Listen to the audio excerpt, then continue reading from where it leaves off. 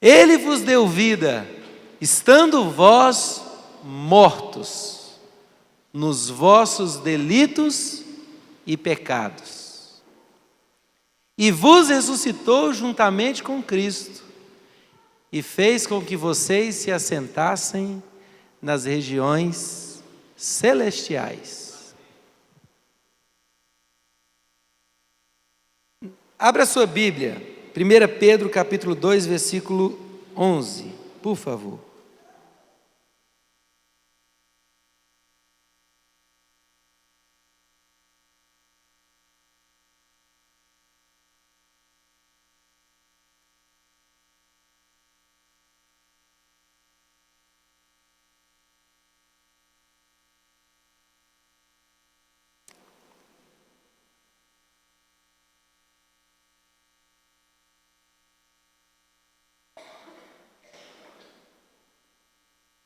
Primeira Pedro capítulo 2, versículo 11. Primeira Pedro é bem fácil de achar, está antes de 2 Pedro. Ajudou, né?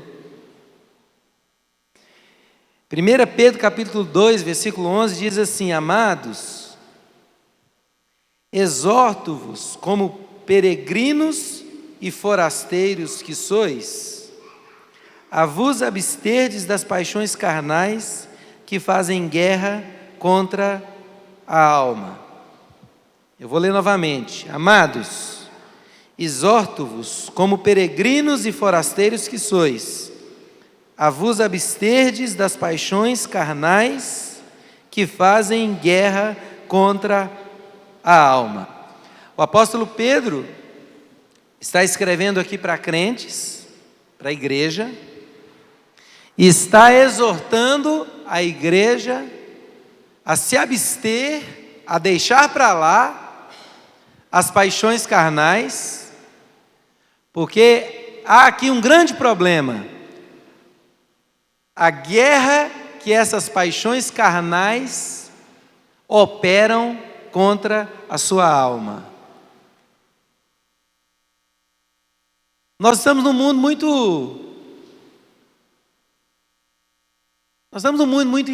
muito interessante. Esses dias eu fui, não foi hoje, mas esses dias eu fui vestir essa calça e meu pé entrou por esse buraco aqui, ó. E eu peguei e falei assim: meu Deus, rasguei minha calça. Aí eu tirei o pé, olhei de novo e falei: não, essa calça eu comprei ela com esse buraco. E eu comecei a pensar, e eu lembrei que essa calça com buraco foi mais cara que a calça que a outra que não tinha um buraco. Já pensou um negócio desse? Você paga mais caro pela calça que tem um buraco do que pela calça arrumadinha. Quem está com a calça com buraco aqui? Levanta a mão. O Ricardo também está com a calça com buraco. Coitado. Vamos comprar uma calça nova para ele, né? Irmãos, o mundo está entrando numa inversão de valores tão grandes que faz você olhar uma calça arrumadinha, olhar a outra estragada e fala assim: mas essa aqui é mais bonita. Mas nunca foi. O bonito foi sempre você ter uma calça nova, arrumadinha. Mas vai lá você vestir a calça, meu pé entrou, rec. Eu falei: nossa, estou rasgando a calça. Antigamente, todo mundo bebia água em filtro de barro. Talvez tenha criança aqui que não conheça filtro de barro. De repente surgiu o filtro eletrônico, elétrico, com carvão ativado, dupla filtragem e etc e tal. E todo mundo tinha vontade agora de beber água no filtro de carvão ativado. Filtro de barro não prestava mais, porque era muito melhor. Mas aí, eu lembro que eu olhava, todo lugar que eu chegava, talvez na empresa, eu bebia água naquele filtro, achava interessante. Aí esses dias, eu encontrei, esses dias não, já tem alguns anos, uns 2, 3 anos, eu encontrei uns fios de barro jogados lá em casa. Peguei e levei para a chácara e estamos tomando água nesse fio de barro. Um estragou, eu fui comprar outro fio de barro. Irmão, você não tem noção quanto está custando um fio de barro. Você não tem noção quanto um fio de barro valorizou. Sabe por quê? Porque agora descobriram que o bom é o fio de barro. O que filtra todas as bactérias agora é o fio de barro. Não é aquele eletrônico com carvão ativado e dupla filtragem. Mas aí você tem que ir lá, pôr água nele. E as mulheres já não estão importando, não tem problema. A gente enche d'água, mas ele que é bom, gostinho de terra. Ah, mas você não está filtrando a água para não vir a terra? Não, mas o gostinho de terra não tem nada igual. O mundo anda invertendo os valores. Esses dias eu fui arrumar um problema no meu carro. E o rapaz que arrumava o carro é colecionador de carro antigo. E ele me mostrou lá um Opala velho, daqueles mais antigos do mundo. Falou assim: esse Opala custa mais que a sua caminhonete. Eu falei: Deus me livre, se eu sair daqui para Jataí, esse Opala chega lá? Ele: não, chega, eu já viajei nele, mas ele tem... Eu falei: tem injeção eletrônica? Não. Ele tem airbag? Não. Ele tem ABS? Não. Mas ele custa 150 mil. Irmãos, uma inversão de valores tão grande, é até engraçado. Quem aqui lembra dos primeiros tijorola que nasceu? Era aqueles celulares Motorola, ele parecia um tijolo mesmo, né? Aí você abria uma capinha de cá, abria outra de lá, os números eram aqui, só amarelinho, então você digitava ali, aquele negócio pesadão, você punha no ouvido, né? Eu lembro que nós estávamos no instituto fazendo educação física, e o Tito, pai do Joás, chegou lá e pediu para todas as crianças sair da sala, porque ele precisava fazer uma ligação, sair da quadra, porque não podia ter nenhuma interferência perto. Então ele foi lá para o meio da quadra fazer a ligação e ficava todo mundo impressionado, como que ele falava com aquilo.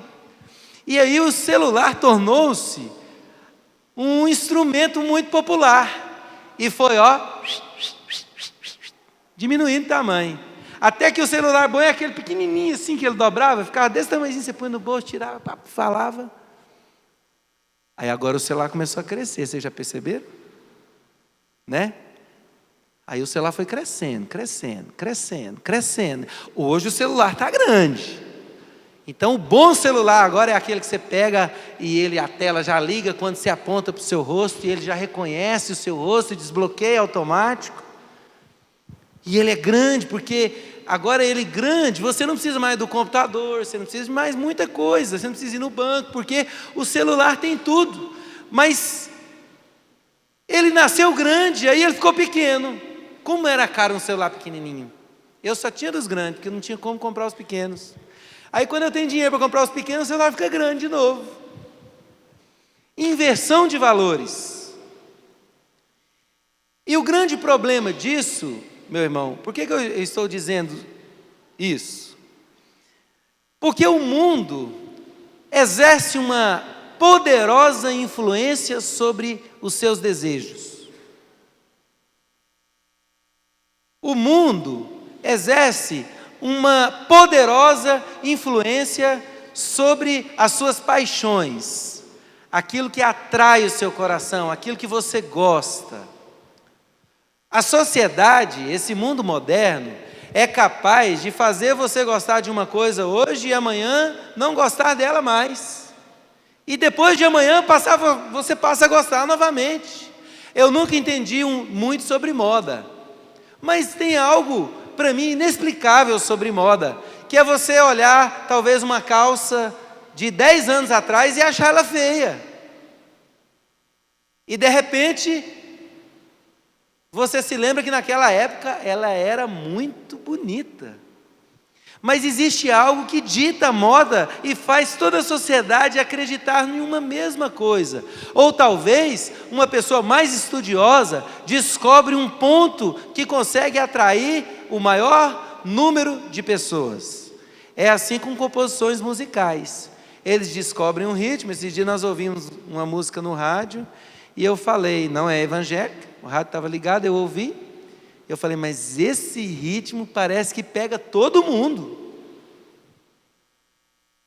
Aí eu pensei assim, deve ter alguma coisa que o compositor conseguiu encontrar ali, talvez até algo maligno, mas ele conseguiu encontrar alguma coisa ali que faz todo mundo gostar da música, mas também é muito ligeiro, passa muito rápido. Amanhã já não estão ouvindo mais aquela música, mas o ritmo permanece.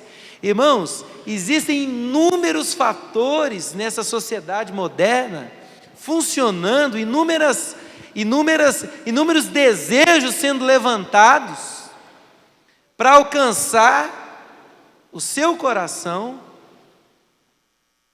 e levar você na direção que o mundo quer te levar. E eu posso garantir para você, direção contrária àquilo que Deus tem para a sua vida. Esse texto que nós acabamos de ler, ele identifica você de duas formas muito interessantes. Ele chama você de peregrino e ele chama você de forasteiro. O apóstolo Pedro, escrevendo aqui para a igreja daquela época, não pense você que esse versículo não é para você. É para você sim que é crente. Porque se você voltar aqui um pouquinho atrás, pouco atrás, uns 3 ou 4 versículos atrás, ele está tratando com esse mesmo povo, dizendo assim: vós sois raça eleita, sacerdócio real, nação santa, povo de propriedade exclusiva de Deus. Glória a Deus, eu faço parte. Sacerdócio real, nação santa, é para mim. Mas logo a seguir ele fala assim: olha, eu estou vos escrevendo porque vocês têm que se abster, como peregrinos, como forasteiros que sois, vocês têm que se abster das paixões carnais. Por quê? Porque elas fazem guerra contra a sua alma. E você precisa compreender que você vive no mundo pertencendo a outro. Você tem que compreender que você mora num lugar fisicamente, mas espiritualmente você está em outro lugar. E é por isso que a palavra de Deus chama você aqui de forasteiro, porque você está numa terra que não é sua, você está num mundo que não pertence, você está participando de algo que não foi preparado para você. E você está neste lugar sem a autorização para que você se apegue às coisas deste lugar. Essa é a vida da raça eleita, do sacerdócio real, da nação santa, do povo de propriedade exclusiva de Deus. Essa é a sua condição hoje. Morar num lugar do qual você não faz parte. E o grande problema hoje da igreja secular, o grande problema hoje dos nossos tempos, é justamente o contrário disso, o envolvimento da igreja com o mundo. A igreja está vivendo como se fosse viver aqui para sempre. Ficou meio redundante, mas a igreja está agindo, se portando como se nunca fosse partir desse mundo para se encontrar com Jesus. Porque muitos crentes, e talvez você, um deles, nação santa, sacerdócio real, não se abstém das paixões carnais, não se abstém daquilo que a sociedade impera para que você goste.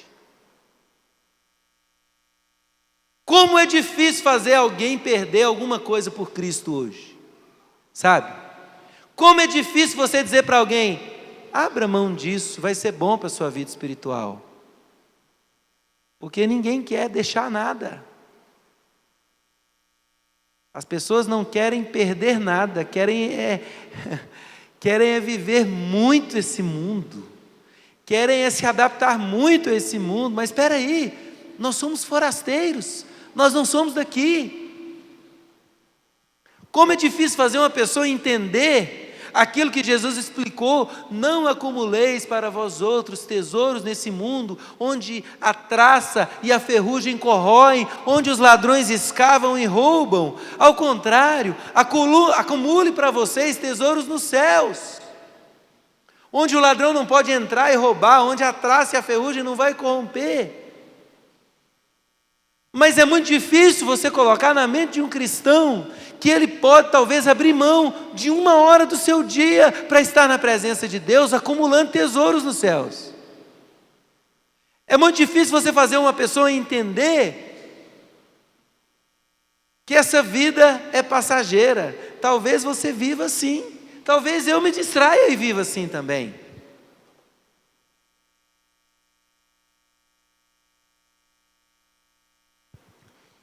Eu não estou confrontando apenas você, eu estou sendo confrontado também. Porque eu sou uma pessoa de uma personalidade muito organizada. Eu gosto de construir, de arrumar tudo aquilo que me rodeia para que eu tenha uma vida confortável. Eu sou assim, faz parte da minha personalidade. Eu gasto tempo, talvez, organizando, conquistando tudo que me faz bem e vou para lá desfrutar disso.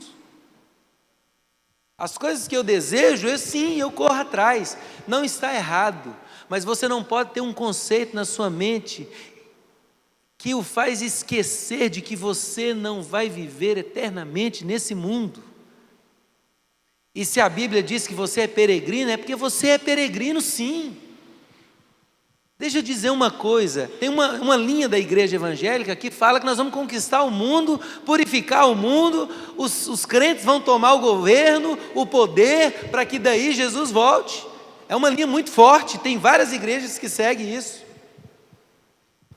Mas a Bíblia não diz isso. O que foi preparado para você não está nesse mundo. E talvez por você não ter uma vida muito razoável aqui nesse mundo, você acha que você não é abençoado por Deus. Deixa eu te dizer uma coisa, aquilo que este mundo dá valor não tem valor para Deus.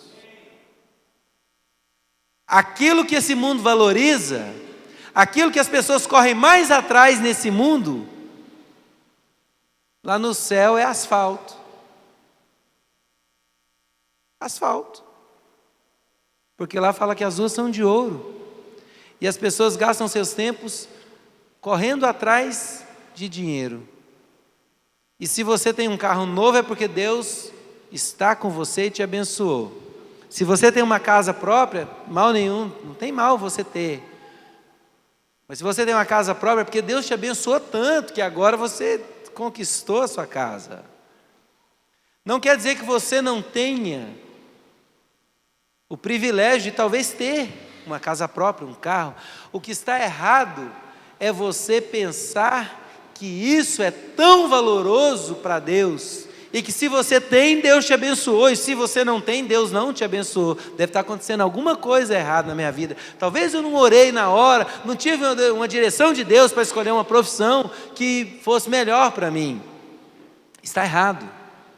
Entenda uma coisa, quando talvez algo deste mundo falte para você, que você julgue importante para você, não quer dizer que Deus não te deu isso. Deus olha você como um ser espiritual.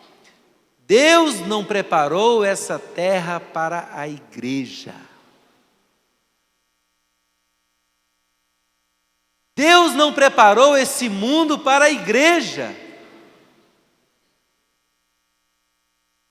Se fosse assim, quando Jesus estava ali, prestes a ser crucificado, junto com os discípulos, no texto conhecido como a oração sacerdotal, ali por João capítulo 13, João capítulo 13, a oração sacerdotal, quando Jesus conversa. Ricardo, você sabia de cor? João capítulo quanto a oração? 15. Então você procura do 13 ao 17, é bom que você vai ler bastante a Bíblia.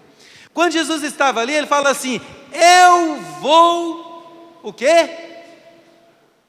Quem está entendendo a palavra? Eu vou. Tá, mas o que Jesus falou que ia fazer lá? Eu vou preparar-vos lugar.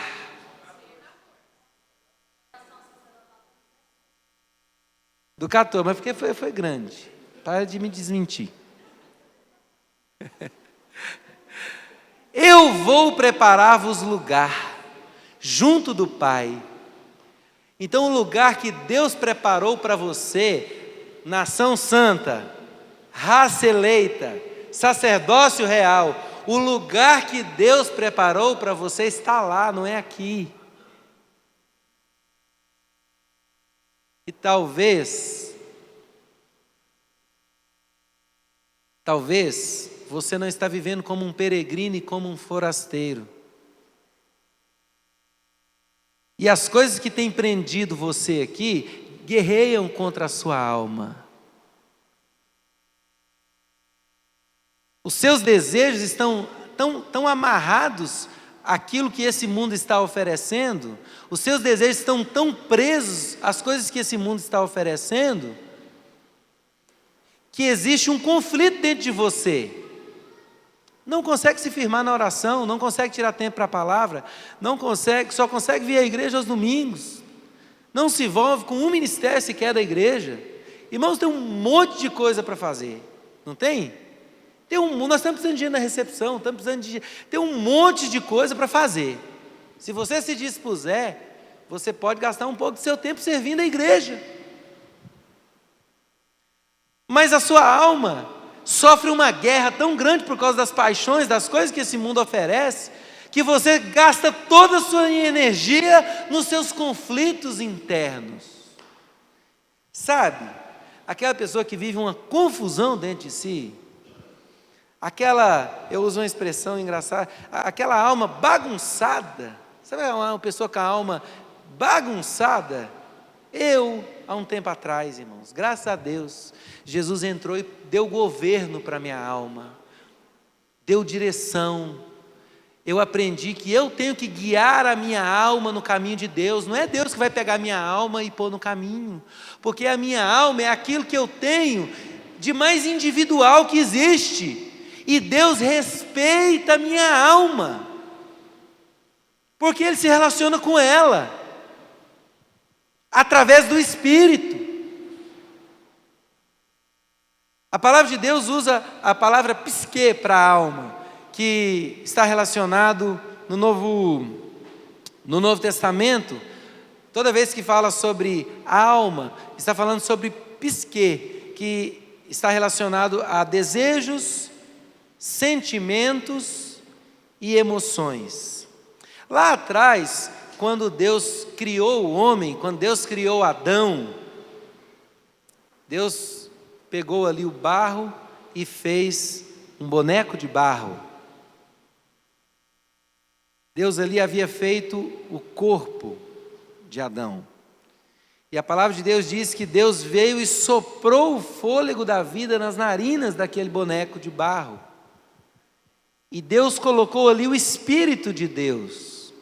E a palavra de Deus diz que a partir daquele momento que o Espírito entrou no corpo, o homem se tornou alma vivente. Quando o inimigo veio e propôs a Adão e a Eva a desobediência contra Deus, o espírito do homem foi apagado. A palavra de Deus em 1 Tessalonicenses capítulo 5, versículo 22, diz que nós somos espírito, alma e corpo. Quando Adão pecou, o espírito dele foi apagado. E aquele espírito havia sido dado para que Adão se relacionasse com Deus. E o pecado passou a habitar na carne, no corpo. E Paulo explica isso claramente, se você ler o capítulo 7 de Romanos, final do capítulo 7 e o início do capítulo 8, o conflito que existe entre a alma do apóstolo Paulo e a carne dele. Alma, eu estou falando de emoções, desejos, sentimentos. Aquilo que pode ser transformado dentro de você. Você não precisa ser quem você é o resto da vida, não. Mas eu sou uma pessoa explosiva, eu não suporto que a pessoa seja mal educada comigo, eu não fico calado, eu falo. Deixa eu te dizer, a alma é uma coisa tratável. Você precisa restaurar a sua alma. Paulo fala ali no final do capítulo 7 de Romanos, ele fala assim: o bem que eu quero eu não faço, mas o mal que eu detesto está diante de mim. Aí Paulo fala assim: eu sei que o pecado habita em mim. Aí ele corrige, não, em mim não, na minha carne. Porque eu quero fazer o bem, mas eu não consigo. Conflito entre a alma dele e a carne. Mas Ele vos deu vida, estando vós mortos nos vossos delitos e pecados. O que foi o sacrifício de Jesus? O sacrifício de Jesus foi fazer o teu espírito que estava apagado renascer. Por isso que você nasce de novo quando aceita Jesus.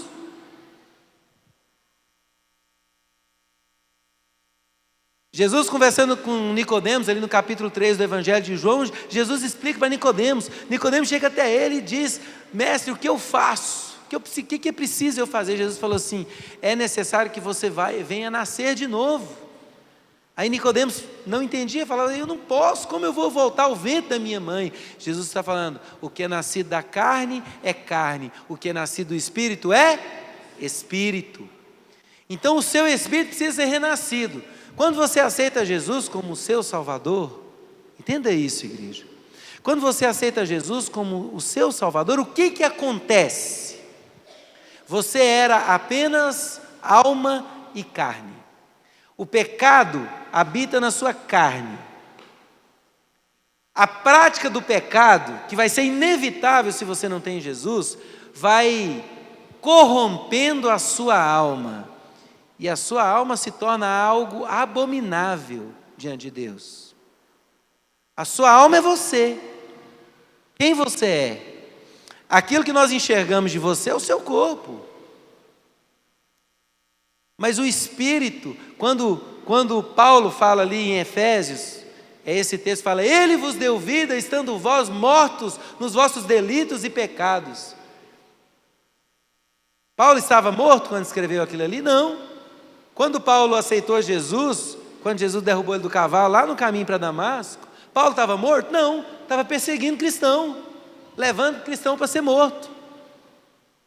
Mas Paulo recebeu a vida na sua alma? Não. No seu corpo? Não. No seu espírito, aquele espírito que havia sido apagado lá em Adão. Mas você fala assim: mas eu não nasci lá com Adão, eu não pequei com Adão. A Bíblia de Deus fala, a palavra de Deus fala que você nasceu em pecado. Em pecado me concebeu minha mãe. É por isso que você nasce pecador e aceita Jesus e se torna justo. Porque o seu espírito renasce. E nisso Deus envia o Espírito Santo de Deus também dele para habitar em você.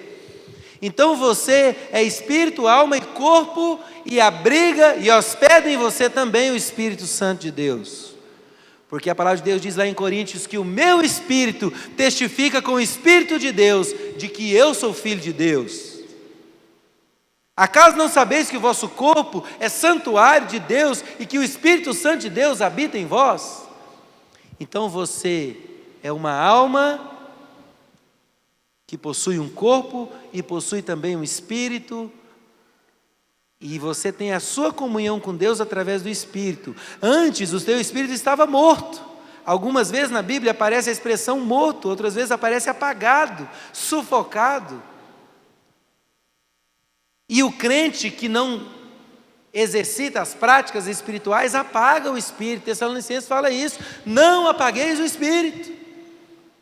Agora, você serviu ao pecado, serviu a sua carne por anos e por anos. Enquanto isso, a sua alma foi se corrompendo. E por um momento você teve uma medida de fé concedida por Deus e fez você enxergar o plano da salvação, e você disse: eu aceito. Nesse instante você nasceu de novo, mas a sua alma não foi restaurada. Eu cheguei no ponto que eu queria da palavra agora.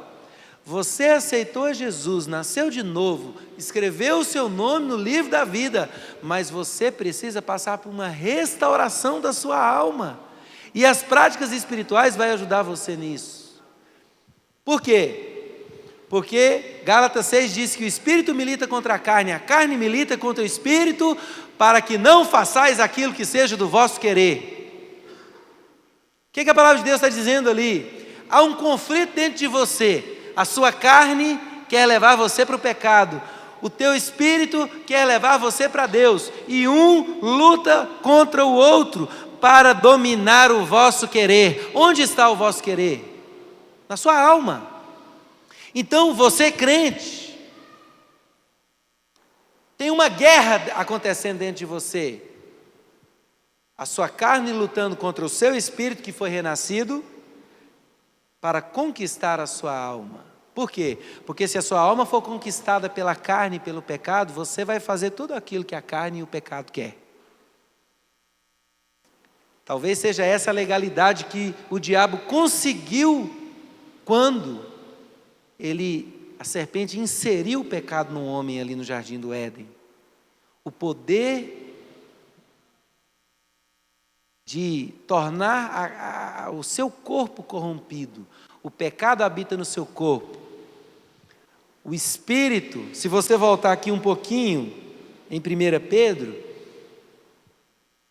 você vai ver que o teu Espírito foi gerado a partir de uma semente incorruptível. O pastor Isandro falou isso domingo passado. O Espírito que Deus te deu, a regeneração que Deus te deu, é uma cópia de Deus. Oh, que estranho. Eu não vou falar igual um pastor falou aí esses dias. Um pastorzinho, novinho, famoso. Pode parar de gravar agora que eu vou falar dos outros. Ela faz isso por causa do Instagram da igreja, tá, irmãos? O pastor falou assim: Deus habita em mim. Jesus me tornou justo, e eu sou tão justo quanto Deus. Epa! Não é isso. A Bíblia não fala isso. Que você se torna tão justo quanto Deus. A Bíblia fala que você foi gerado de uma semente incorruptível pela palavra de Deus. E uma semente gerada pela palavra de Deus é tão perfeita quanto Deus, mas isso é o Espírito que Deus te deu e habita em você. Não é você ainda é só a sua alma que precisa ser restaurada. E o seu corpo também vai ter que ser restaurado, por isso que ele tem que passar pela morte. Sabe o que é o batismo? O batismo é a sua união com Cristo, quando você é batizado. Por isso nós fazemos o batismo da imersão ali, que pega na sua cabecinha e faz assim, tchu, dentro da água. Aí tchu, levanta. Você é unido com Cristo naquele momento, através dessa simbologia do batismo. Você é unido com Cristo na sua morte e na sua ressurreição. Nasceu ali um novo homem. Há ali naquele instante a representação do novo nascimento. Não quer dizer que quem não for batizado, morreu antes de ser batizado, estava agendado para batizar e morreu, não tem a salvação. Tem. Mas o batismo representa o novo nascimento. O nascimento do seu corpo? Não. O nascimento da sua alma? Não. O nascimento do seu espírito. Esse que é o novo nascimento pelo qual você passa. Abra a sua Bíblia.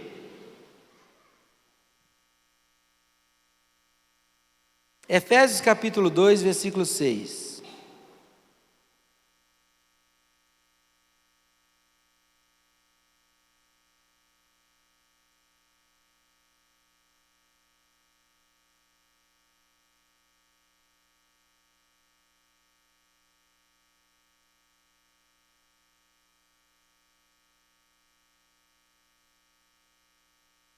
Não, Efésios capítulo 2, lá no comecinho do capítulo.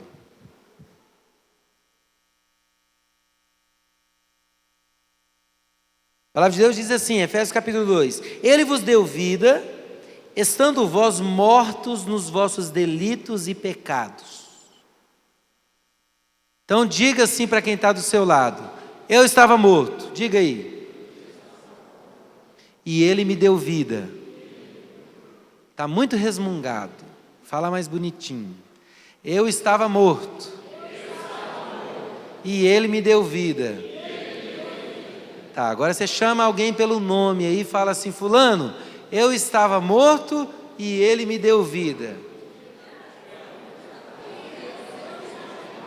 Não vale para a pessoa do lado, porque você já falou isso para ela. Chama alguém pelo nome que está mais longinho de você.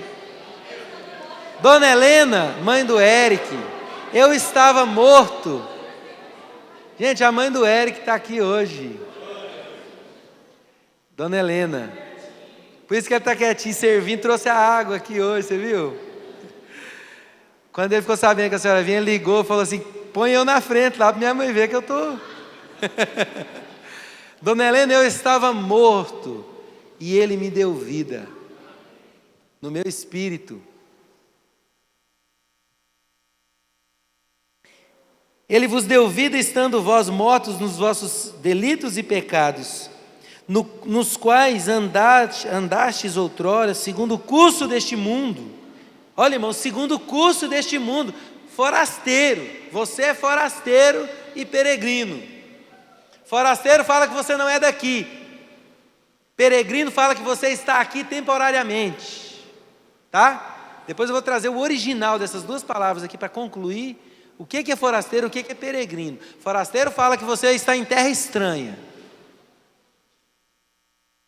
Quem conhece o hino? Sou forasteiro aqui, em terra estranha estou, celeste pátria sim, é para onde eu vou, embaixador por Deus, do reino lá dos céus, venho em serviço do meu rei.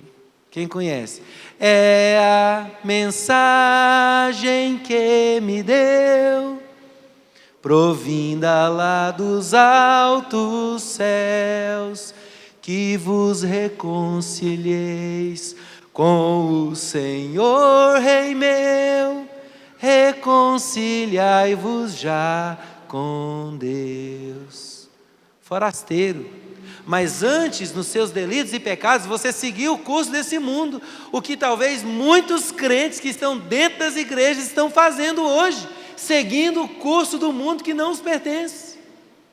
Versículo 2, continuando, diz assim: nos quais outrora andaste segundo o curso deste mundo, segundo o príncipe da potestade do ar, do espírito que agora atua nos filhos da desobediência, entre os quais também nós andamos outrora. Olha o que Paulo está falando. Antigamente eu também andava, antigamente eu também estava morto, segundo as inclinações da nossa carne, o lugar onde está o pecado. Esse texto está resumindo tudo aquilo que eu te falei. E continua dizendo assim: fazendo a vontade da carne e dos pensamentos, alma. E éramos por natureza filhos da ira, como também os demais. Mas Deus, sendo rico em misericórdia, por causa do grande amor com que nos amou, e estando nós mortos nos nossos delitos, nos deu vida juntamente com Cristo. Amém, Emerson. A igreja inteira tinha que dar um aleluia.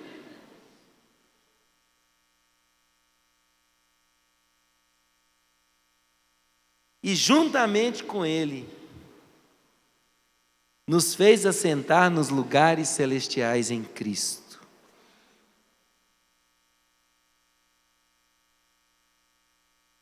Para mostrar aos séculos vindouros a suprema riqueza da sua graça em bondade para conosco em Cristo Jesus.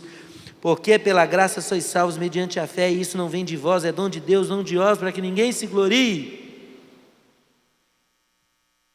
Deus deu vida para você juntamente com Cristo. Quando Cristo ressuscitou, Ele deu a você a possibilidade de nascer de novo.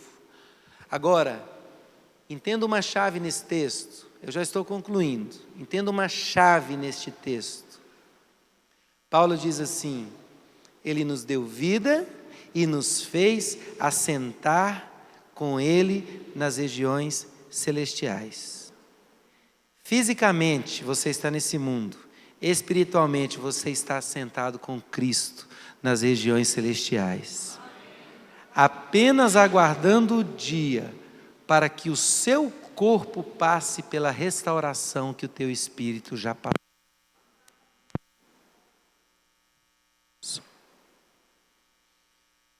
A palavra de Deus, no final da segunda carta de Coríntios, Paulo explica que esse corpo vai ter que ser destruído para que um novo corpo seja refeito, porque para entrar no céu tem que ser perfeitinho, tudo arrumadinho.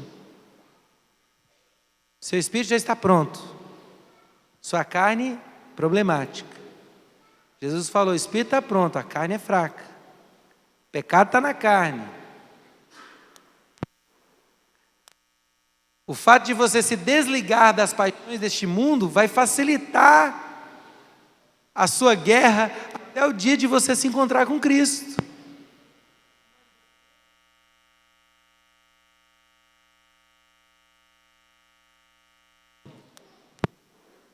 Som é aquele estabilizador que você deu uma pancada nele aqui e resolveu. Está achando que você vai...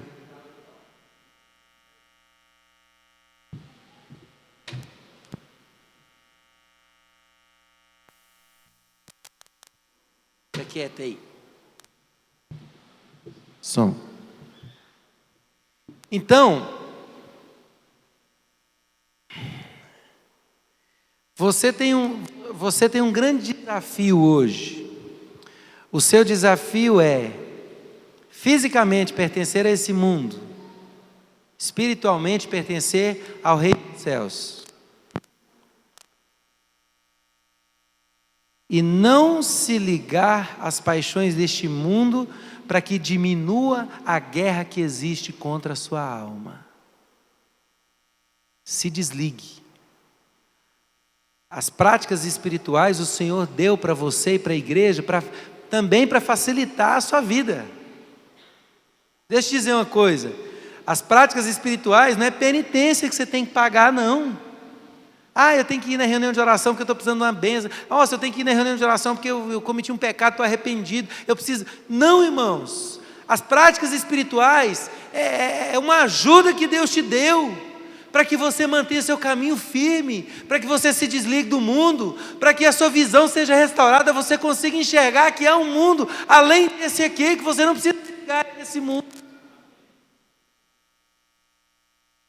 Quanto mais você praticar isso, mais fácil vai ficar a sua corrida. Quanto mais você se desligar das paixões desse mundo, mais fácil vai ficar de você vencer essa guerra. O Espírito milita contra a carne milita contra o Espírito para conquistar o seu querer. E não tem esse, se você quiser pecar, você vai pecar, Deus não vai impedir você de pecar nunca. Mas se você decidir ser santo, Ele vai te ajudar. Se a sua alma desejar ser santa, ser pura, Ele vai te ajudar. E aquilo que é salvo é a sua alma.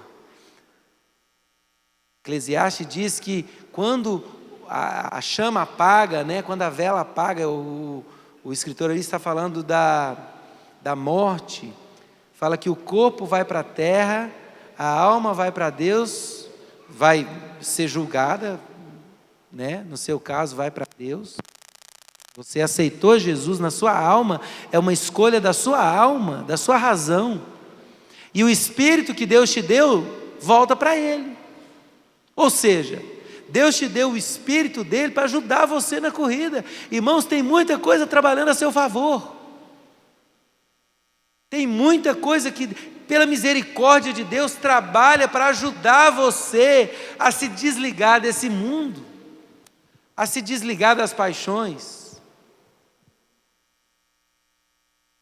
Volta lá para 1 Pedro.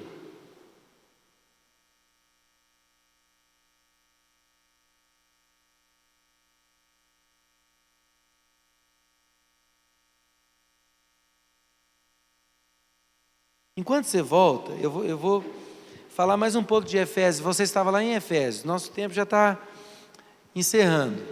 Quando a palavra de Deus fala, no capítulo 2 ali que nós lemos, ela fala que você recebeu vida quando você estava morto e você se assentou com Cristo nas regiões celestiais, certo?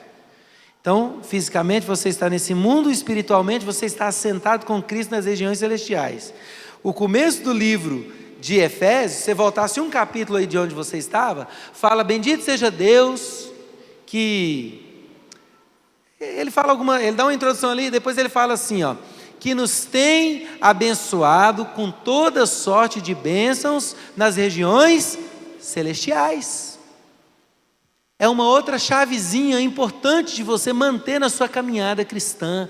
Saiba que toda sorte de bênçãos já estão conquistadas, porque o verbo está no passado. Tem nos abençoado. Na onde? Aqui nesse mundo? Não. Deus não é desse mundo, irmãos. Nas regiões celestiais. O lugar onde você está sentado com Cristo, Toda sorte de bênçãos já foram liberadas lá.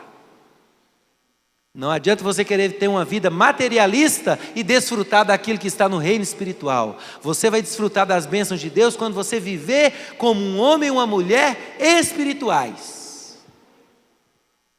Quanto mais no espírito você viver, mais você vai acessar aquilo que Jesus conquistou, as bênçãos espirituais nas regiões celestes. Capítulo 1 de Efésios. Todo mundo chegar em casa, lê o capítulo 1 de Efésios. Amém? Se não falar amém, eu vou pregar mais meia hora. Amém? Todo mundo fala amém, ó. O povo está, querendo vazar, né? Então vamos lá. 1 Pedro.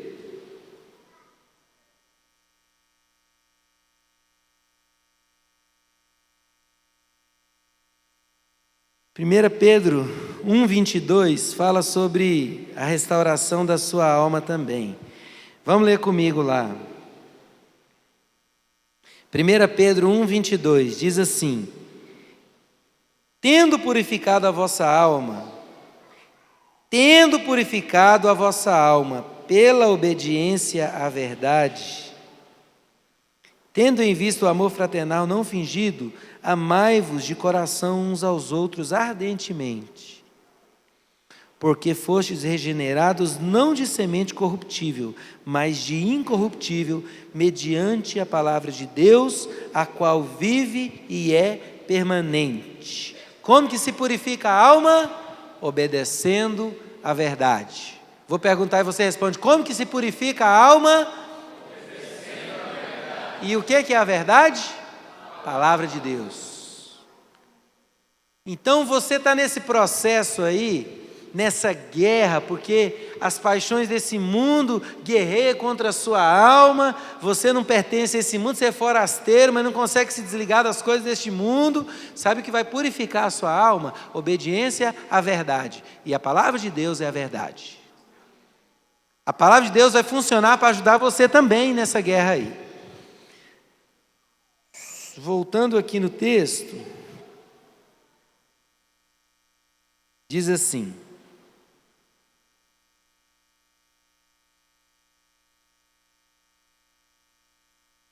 perdi. 1 Pedro 2, 11. Amados, exorto-vos como peregrinos e forasteiros que sois, a vos absterdes das paixões carnais que fazem guerra contra a alma. Se você for no original aqui, eu tenho na minha Bíblia, eu dou um toquezinho aqui, aparece assim. O original da palavra peregrinos é paroicos. Então, Pedro, quando escreveu, ele escreveu a palavra paroicos, tá? Que quer dizer alguém que vive num lugar sem direito à cidadania. Alguém que vive na terra como um estranho, que reside na terra temporariamente. Cristãos cuja casa está no céu. Esse é o significado da palavra peregrinos, forasteiros. Alguém que vem de um país estrangeiro para uma cidade ou região para residir lá junto com os nativos. Tá? O original dessa palavra é parepidemos. Original no grego, tá? Parepidemos. Então, alguém que veio de um outro lugar para residir num país ou numa região da qual ele não pertence e vai viver lá com os nativos. Então, quando alguém te procurar na rua, você fala: olha, eu vivo aqui com os nativos, mas eu não sou daqui. Tá? Ninguém vai pensar que você é doido, não. Tá? Quando alguém fala: de onde você é? Eu sou de um mundo que não pertence a esse mundo, e eu vivo aqui com os nativos, aborígenes, mas eu estou perto de voltar para lá, então não vou nem construir minha casa aqui, porque lá eu tenho outra casa. Tá? Ninguém vai pensar que você é louco, não. Tá bom? Amém? Quem vai fazer isso aqui?